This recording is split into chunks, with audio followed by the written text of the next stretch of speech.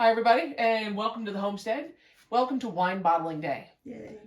At some point, Kim and I realized that we were actually out of white wine. We had some lighter fruit wines and stuff, but we were completely out of just white wine. So back in Pennsylvania, sometimes we would get fresh grapes and press them and everything. Keystone Homebrew was the greatest back there. Mm-hmm. But here, it's really not feasible to do fresh grapes. So we got ourselves a Pinot Grigio wine kit. And in order to ferment the wine, it's got to stay at a constant, 70, 80 degrees. And it's wintertime here, so Kim had to put up with this big carboy. At some point, it was a bucket sitting in front of the wood stove. She was a trooper, put up with it. And now it's bottling day. So we've been saving all of our bottles. Kim sanitized them. And now I'm actually bottling. We're not bottling anything right now. The stopper stopped. Right. And then Kim bought me a corker about, 10 years ago. So over there, I will actually show you guys, we'll be corking. I did screw up. Kim was recently back in Pennsylvania and asked me if I had everything I needed. And I said, yeah, I'm fine. And I only have 25 corks. Normally 6 gallons of wine makes about 30 bottles. The math tells me I'm about 5 corks short, so darn, that means I'm going to have to drink a lot of wine this weekend. We're good. So the remainder of the bottles that Patrina has right now are up on the counter. There's 3 more, and you see how much wine is left in the carboy. So, but it'll be fine. There's sediment in the bottom. We kind of suck up above that. But we've been doing this for years, so this is our batch of white wine. And normally I'm good, and I have our colored bottles separated from our clear bottles, so our colored bottles are for red and our clears for white. But we're just not this time. No, we're doing whatever. But yeah. Mom back in PA is saving us some bottles too, so we'll have some extra when it's time to make red. And some big bottles. Yes. Larger bottles. Yes.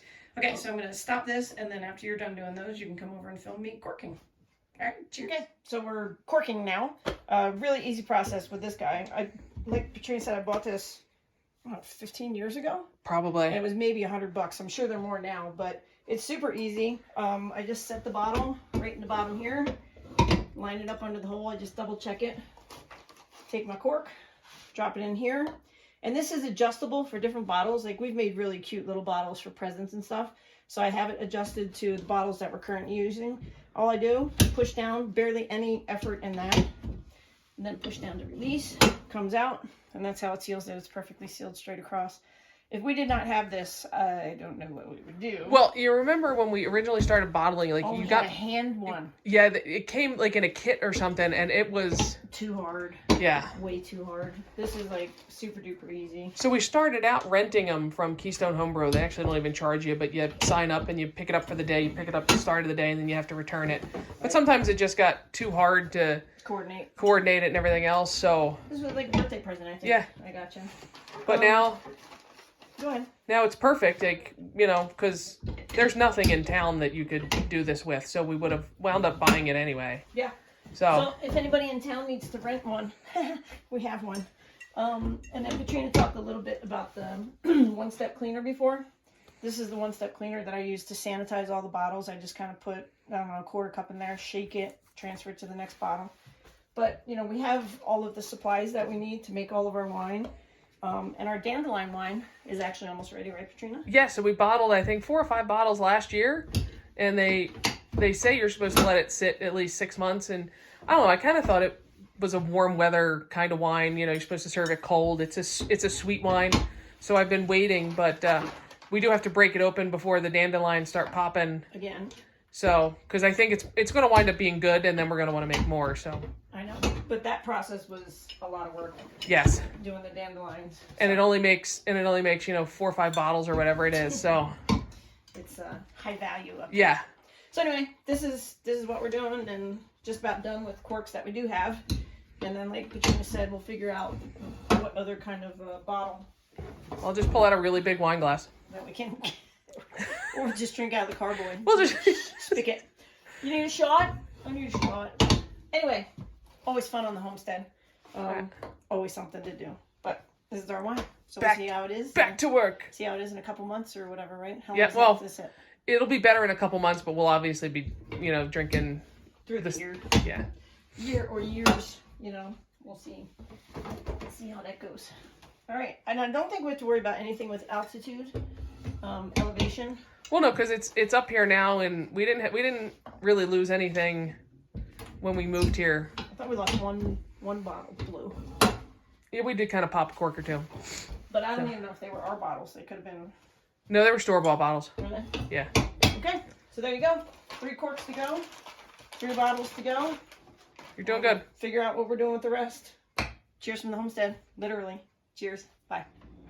All right, we are all done.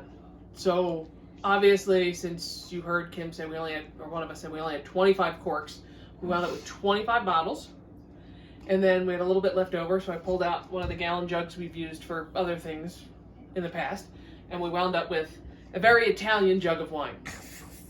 This is the kind of jugs I grew up with. This is the wine bottle I grew up with.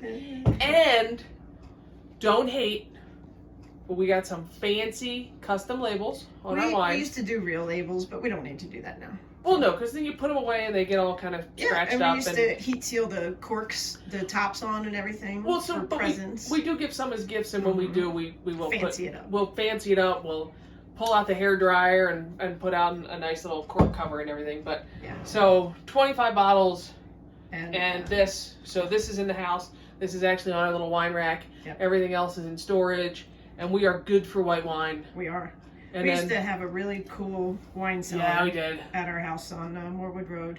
And now we have a nice little wine rack that was left. There's like 20 bottles in there? Yeah.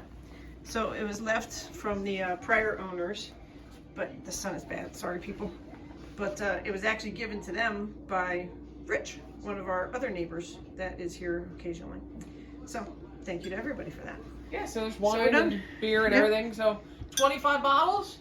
And we'll keep an eye on our red wine, and then we'll pick out a kit for red wine kit at some point, and we'll do that. And I'll probably do that before winter, so we can kind of control the temp a little bit better, a little easier. So. All right. All right. So there we go. Cheers from the homestead.